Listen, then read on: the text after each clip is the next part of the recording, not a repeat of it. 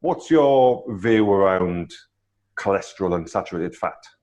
Very famous food researcher named Dr. Ancel Keys, K-E-Y-S, who was in Minneapolis, Minnesota for his very long and esteemed career, hundreds of research publications, along with many very well-respected co-researchers worldwide. So everybody points the gun at Dr. Keys, but his co-researchers, some of the world's most famous researchers in the world, and some are still alive. He passed away at age 100.5 about 20 years ago. He lived a good long life.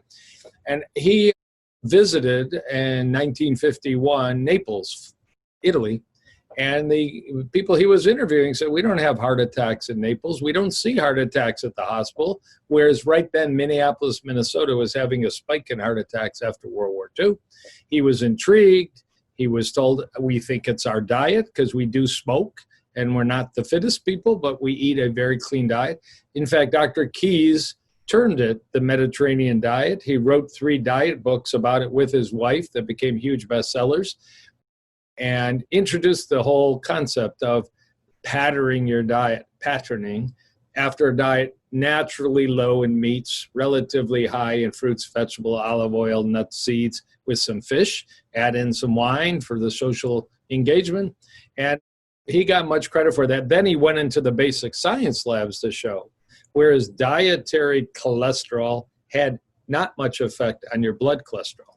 In fact, you don't eat that much dietary cholesterol. Saturated fat from food can be a massive amount of your daily intake. And it did relate very strongly with your risk of developing heart disease, heart attack, dying early. A very famous set of experiments called the 7 countries study and such. That all was fine till 2007. He passed away. His co-researchers are heads of universities. Many of them now are in their 90s and very healthy. One of his co-researchers just had his 100th birthday. These guys are doing pretty well with the Mediterranean diet and eating very little meat or no meat. Jeremiah Stamler just had his birthday. But at any rate, in 2007, a blogger, and you may know the name Gary Taubes, in his book basically took on Dr. Keys and basically made him into Satan, that he twisted the data for ego and distorted what the American food industry and the American Heart Association started saying about reduce the saturated fat in your diet. And many, many other people picked up and basically parroted what the journalist Gary Taubes said in 2007. He has a fascinating blog. It's basically like that game Operator where everybody whispers in a children's ear and by the end it comes out different. You can almost track the first comment on. So in 2010, a research article appeared questioning this whole saturated fat relationship to heart disease. It wasn't new data. It was called a meta-analysis. There was some bias and funding problems with the dairy industry amongst the authors. In the journal that published it in 2010, the lead author is named Patty Siri Torino, the senior author Ronald Krauss. It was so flawed that the journal published a major criticism of the article in the same edition as the article. You don't see that very often. Here's our science article. Here's why we think it should be chewed up and destroyed. I mean, usually a journal won't even publish it, but they publish both sides. Nonetheless, as soon as the word is out, who's going to pick up on that? Meat industry, dairy industry, egg industry, and it just blasted around the world. And then in 2014, another journalist, Nina Teicholz, I pronounce it, wrote a book, The Big Fat Lie, as a journalist trying to break this down. Oh my God, she made Dr. Ancel Keys again seem like Satan. The medical community doesn't accept this. And the medical community still teaches reduce the saturated fat content from cheeses, from meats, from breads that are made with lard and butter to as low as possible. That's the language of some of them, as low as possible. Others give you a specific amount. And that's what's accepted. I actually got involved with, I've never met Dr. Keys or any of his family members, but as I dug into this, I got quite offended by it and started writing blogs about Dr. Keys and ended up publishing a 61-page white paper on the nonsense of this decimation of a leading academic's career after he died. And his Wikipedia used to read like he was Machiavelli, and now it reads really nice. We actually were able to turn the tide and somewhat resuscitate this guy's opinion, but it isn't really about him. It's about the science, but his science was very accurate. So I'll give you one last example.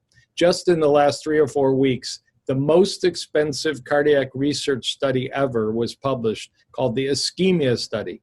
5,000 very sick heart patients around the world that normally would be selected for stents or bypass surgery. But these were very courageous patients and doctors. Half of them went on medication, diet, and fitness. Half of them went to the bypass and the stent. And the bottom line is, at the end of 3.5 years, there wasn't any difference in outcome. You probably can do as well with many heart patients, not rushing to surgery, not rushing to a stent, but good medication, good diet. What was the diet recommended by the world's leading scientists? A very low saturated fat diet. There's no controversy amongst, real serious students of the field. So that means eating less red meat, eating less cheese, eating less butter, eating less croissants. And if you choose to, eat none of them, but at least eat less. Is there such a thing as having healthy fats? Yes. There's a very small subset that would debate this, particularly in the plant MD community. Most people would look at avocados, nuts, olives, and extra virgin olive oil as long-term. Avocados, we can't say long-term tradition. Avocados are sort of a California thing, and many people love them. They've sort of migrated worldwide. There is some data they're quite healthy, but you can't say it's part of the Mediterranean diet, for example. But when you talk about olives, nuts, and olive oil, there is strong tradition. They've been the component in Naples and in Sardinia and in Crete. And if you even look individually at research studies, the synthesis is certainly, compared to butter and lard, they're an enormous advantage. Some would argue you want to absorb some of the nutrients in your food. You want to absorb vitamin D from mushrooms, and vitamin D is a fat-soluble vitamin, and vitamin K and vitamin E and vitamin A that are contained within foods.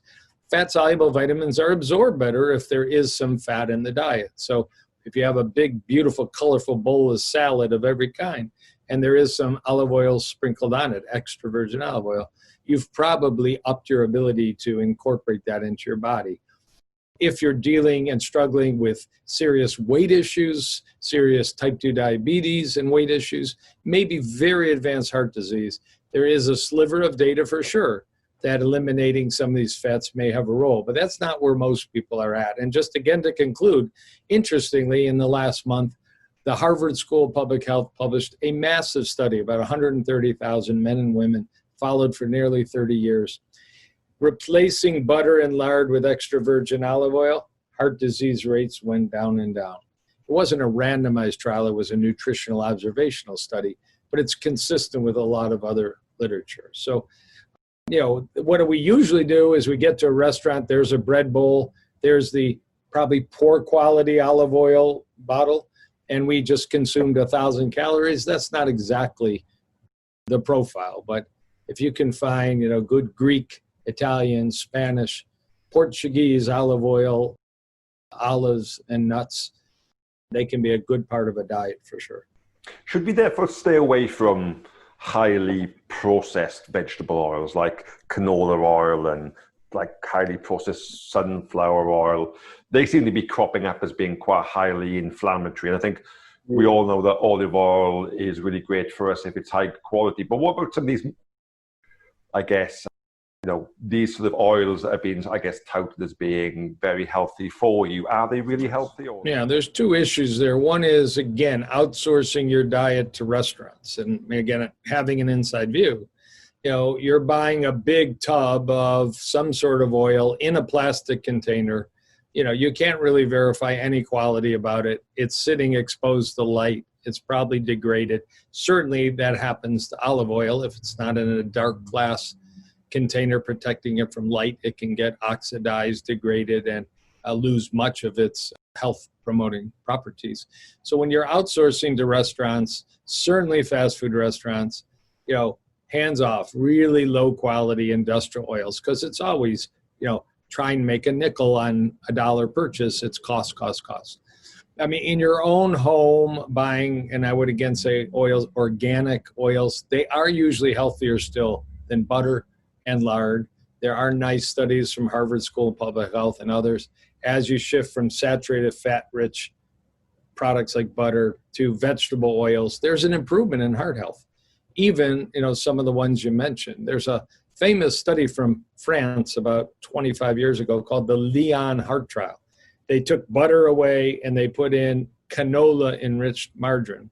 There was a dramatic improvement in heart health. Now, that was pre-Monsanto, pre-genetically modified, and canola, at least in the United States, if you're going to buy it, you buy organic, because our friends Bayer/Monsanto have changed the food industry, not for the better. That's not conspiracy. It's just the reality of it.